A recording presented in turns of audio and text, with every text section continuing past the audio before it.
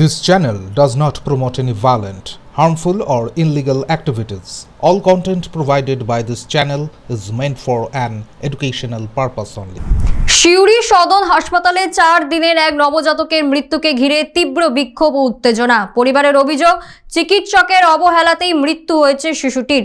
ক্ষোভে ফেটে পড়ে স্থানীয়রা। পরে জনরোষের মুখে পড়ে চিকিৎসক সুজয় মালাকার প্রকাশ্যে হাত জোর করে ক্ষমা চান। অবশেষে পুলিশের হস্তক্ষেপে পরিস্থিতি নিয়ন্ত্রণে আসে।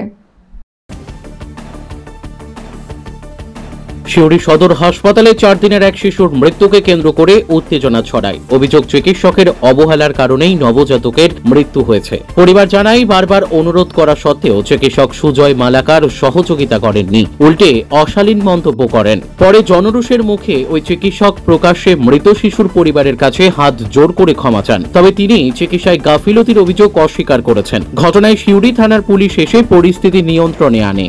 বাচ্চাটা 4 দিন আগে ভর্তি করা হয়েছে, বাচ্চা সুস্থ ছিল। কালকে সকাল থেকে বাচ্চা কান্না করতে লেগেছে। বেলা 9টার সময় ডাক্তারবাবুকে বলছি, ডাক্তারবাবু আমাদের বাচ্চা কান্না করছে। বলছে দেখছি তো। তারপর আবার বলতে গেলাম, ডাক্তারবাবু আমাদের বাচ্চা কান্না করছে। বলছে কান্না করবে একটু। বললাম পাশের বাচ্চাগুলো তো কেউ কান্না করে না। তো বলছে তাহলে কান্না করে না তো পাল্টে লাও একটা।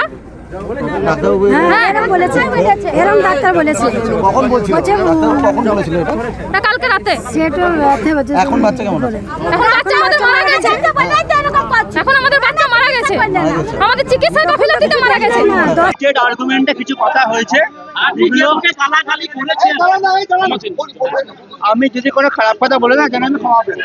আমি খারাপ কথা বলেছেন, আমি যদি কারো কিছু খারাপ লাগে তাহলে আমি ক্ষমা পাবো। হ্যাঁ আমি কিছু খারাপ কথা বলেছি, ডেফিনেটলি তার জন্য আমি ক্ষমা পাবো। চিকিৎসা কি গাফিলতি হয়েছিল? গাফিলতি আমার তরফ থেকে কোনো গাফিলতি হয়েছে সেটা ওনারা ক্লেম করতেই পারেন, কিন্তু আমি আমার থেকে আমার তরফ থেকে চিকিৎসা গাফিলতি কিছু হয় না। খারাপ কথা আমি বলেছি।